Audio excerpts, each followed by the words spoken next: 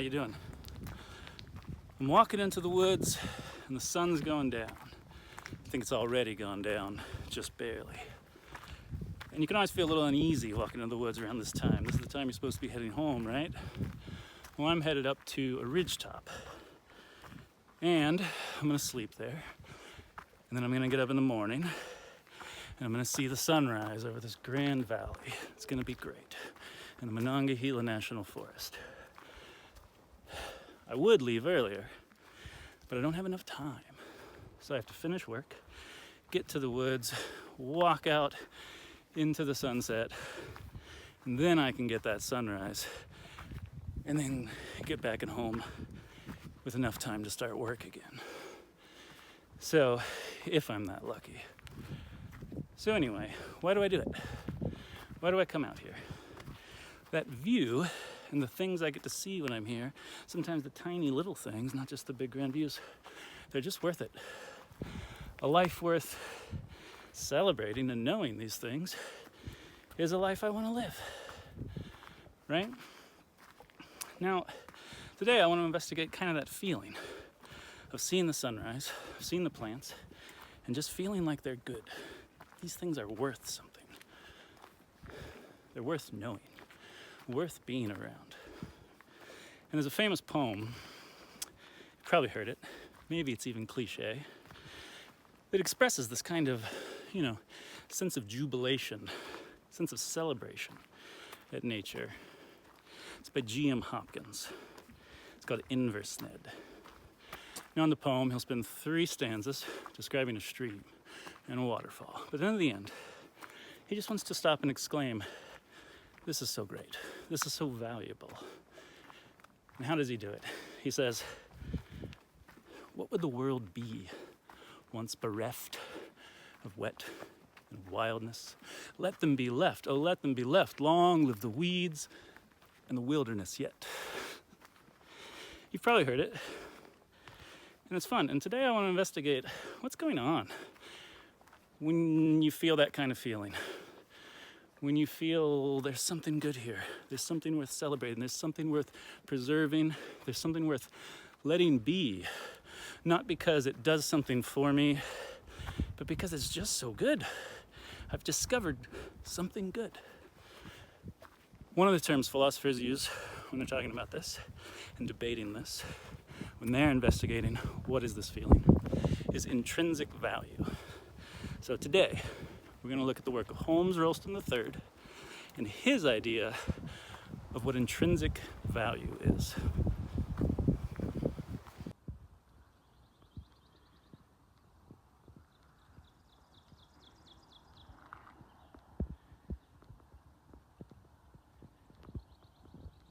Okay, so it's the next morning. Now let's look at Holmes Rolston's theory of natural value. And we're going to do this in the essay, The Value of Nature and the Nature of Value. It's a fun play on words. There's a few essays that do that with nature. And this one is, I think, the best summary of Holmes Rolston's idea of value. He wrote a whole book on it called Environmental Ethics, big book. Really good, but this is just a good summary of his idea of what he thinks natural value is. There's going to be 3 types of value in his definition. We're going to go through all 3 as we track the essay. So get ready for that. 3 types of value. Okay, let me start with a question. So I've taken us to this grand place, kind of to be like, well, this is sort of what Holmes Rolston is talking about when he opens the essay, right? He opens these, sequoia trees, the Grand Canyon. We have these kind of places we go to be like, oh, look, isn't nature grand? Isn't nature great? Long live the wild, right? And the thing is, we know not everybody has the same opinion about that, right? We know not everybody sees this or specifically comes and does this kind of activity and thinks it's great, right? It's sweaty, I don't know, it's hard, there's flies everywhere, it's uncomfortable sometimes, right? So surely, some people, it's not their cup of tea. Now, in an environmental ethic, when we say nature is valuable, and this is the question Rolston really wants to answer, when we say nature is valuable, are we just saying, well, I really like camping and hiking. I really like being out in nature. It's my preference. Or can we say something stronger? That no, whether I like it or not, it's valuable. Whether I enjoy it or not, whether it's good for me or not, it deserves moral consideration. And that's the kind of value that Holmes Rolston wants to argue for. Not just that he likes it, but that no matter how you feel, it is valuable, it's worth moral consideration. And this is how we think of people generally, right? If you don't like someone, you can't just be horrible to them. Why? Well, because they have worth, they have value. They have value that deserves respect, some level of respect, no matter how lame they might be, right? Well, is nature similar? That's Holmes Rolston's question. Okay, so I've come down the mountain a little bit. Now let's go through the steps of Holmes Rolston's argument. And I want you to think of it as a story. He's telling an alternate story to a view of valuing he doesn't like. So what's the view he doesn't like? That's what he opens with. He's always opening with the other person's view and then giving his. So he opens with the other person's view, and that's that valuing is something that's in our head that we ascribe, that we confer to the world, right? That's what happens when we value. We say, I like ice cream, right? It's in my head. It's not the ice cream itself that has the value, it's me. So some kind of relationship like that. And he says, he wants to tell a different story. He says, I think valuing happens outside of the heads of humans, right? Outside of the consciousness of humans. So how does he do that? Well, first he starts with other animals. And he says, let's look at other animals. Do they value things? And it sure seems they do. Certainly they value things instrumentally, right? They value food because it nourishes them. They value a rock when it shelters them, right? They value things instrumentally. Do they value things intrinsically, as an end in itself, just for what it is, just for being valuable? And Rolston says, well, they seem to value themselves that way, just like we value ourselves that way, right? We think we deserve respect, we deserve moral consideration just because who we are. We do things to benefit us. It seems that animals are surely doing that. So, well, then the counter comes, well, maybe valuing then is just a story of things with a subjectivity, things with a mind that have opinions about the world. Maybe that's the story of valuing. And he says, no, I think we can tell a bigger story, an even bigger story. Let's look at plants. Do plants value things? And he says, well, maybe they don't have the same kind of central consciousness that the brain offers, right? But they certainly do the same kind of activities. They grow towards sunlight. When they get injured, they repair themselves. They avoid death, right? So it sure seems that plants are seeking their good the same way that animals seek their good and that we seek our good. We move towards what's going to be good for us, right? Now, that seems that they're valuing their good intrinsically, valuing other things instrumentally. That's really interesting. Okay, so maybe valuing is an even bigger story that goes to all life, goes to trees, right? Everything that's alive values a good. But he says, now he wants to take it even bigger, and he says, let's look at how living things value. They don't just value their own individual good, right? So this pine tree grows towards the light, right? Repairs its wounds when it gets, cut or something, tries to avoid death, but it does something else, right? It also grows these cones, right? Now, it arms those cones with really sharp armor on its dorsal umbos. And it arms these cones, it grows these cones. Now, why does it do that? Does that make the tree better? Does that help the tree? It costs the tree a lot, costs a lot of energy. These trees, it takes them years to get to the point where they can grow cones. That's when they reach maturity. They got to build up a lot of energy to do that. Why do they do that?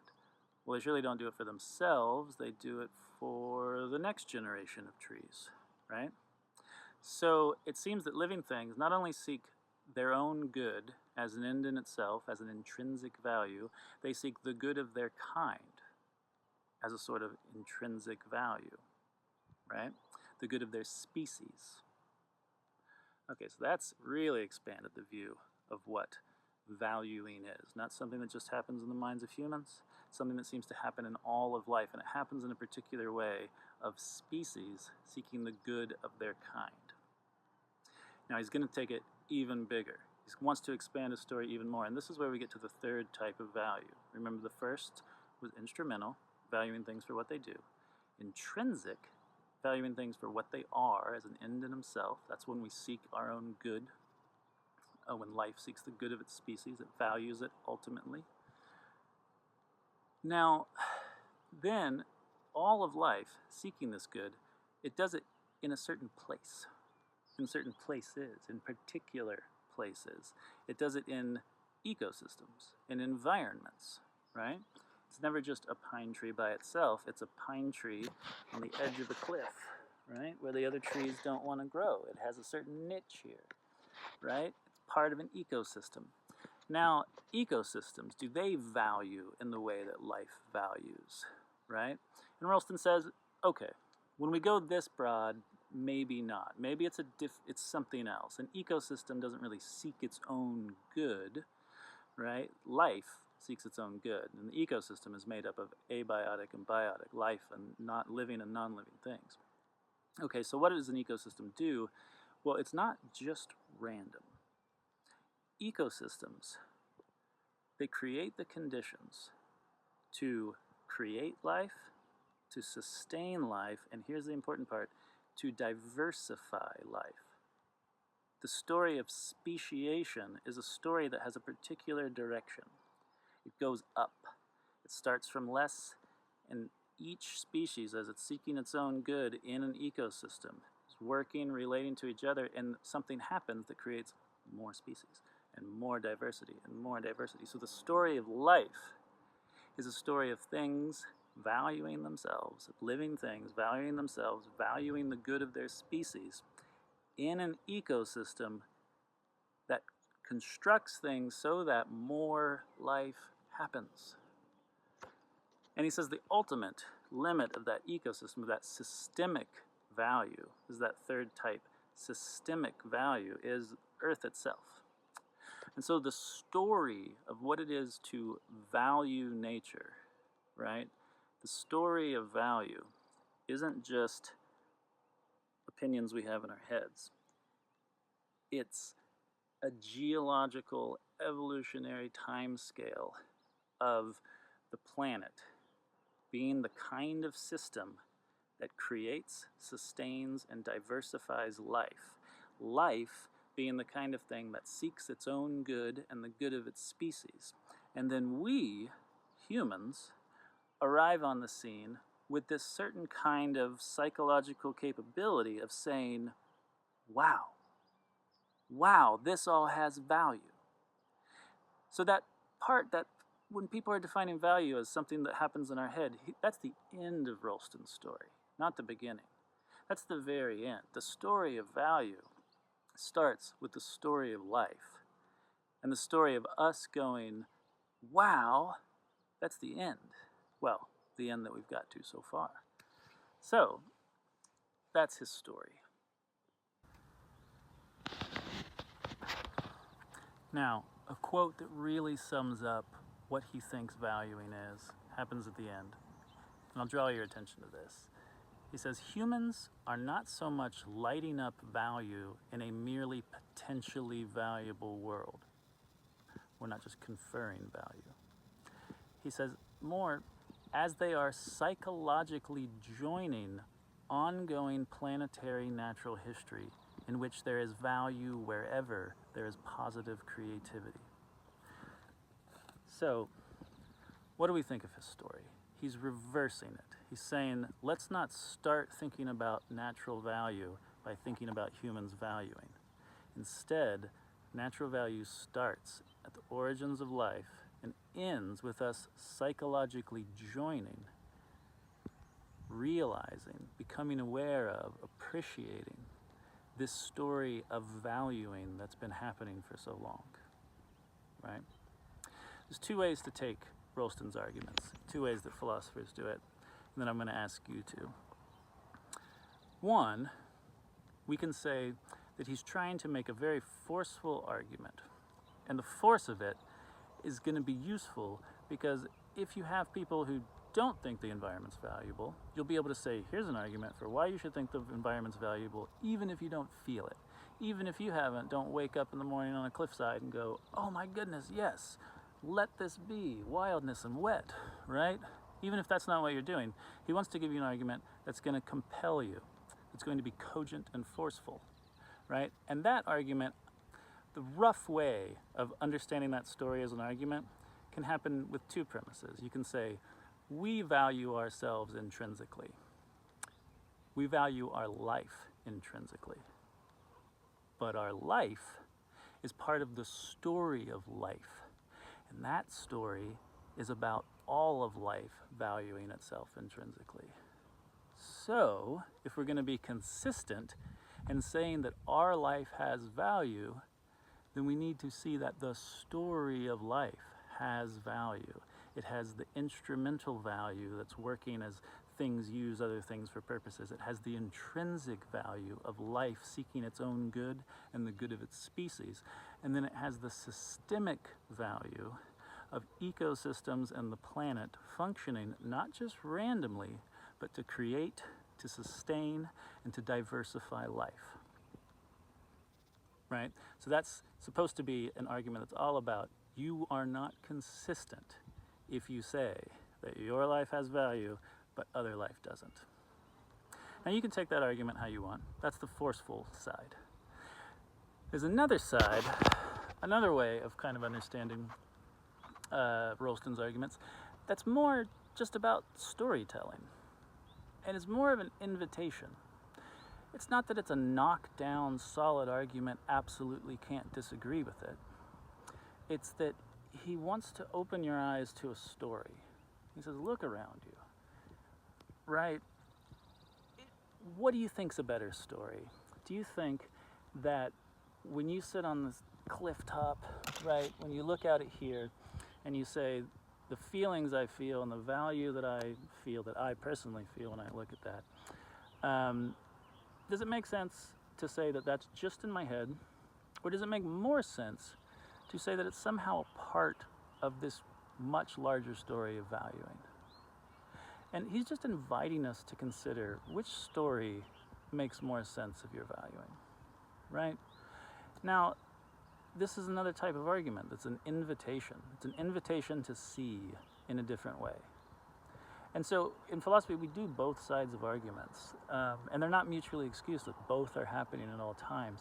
But often in environmental ethics, I want to encourage people to, don't be afraid of, you might not have knockdown, solid, forceful arguments, but you might think something's good.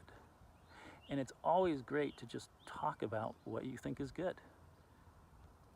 And so I want to encourage you to, one, talk about what you think is good, and realize that that's an important part of doing environmental philosophy. And two, when you listen to other people talk about what's good, what they find good, what they find value in, take that opportunity to try to see from their perspective, to try it on, because that's the way those arguments work. They say, just try it on. Try to look through this perspective. See if it works for you. See if it makes sense. And I encourage you to read Rolston. Read his story, starting from the inception of life to where we have consciousness and we approve of it and we say, wow, life is amazing. Does that story make sense to you? Does it seem to capture what happens in your life when you value things? Maybe it doesn't. And explain why.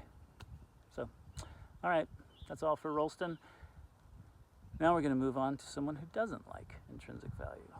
There's a lot of people who don't like intrinsic value, and there's a lot of good reasons for disliking it. That's exciting too. Talk to you soon.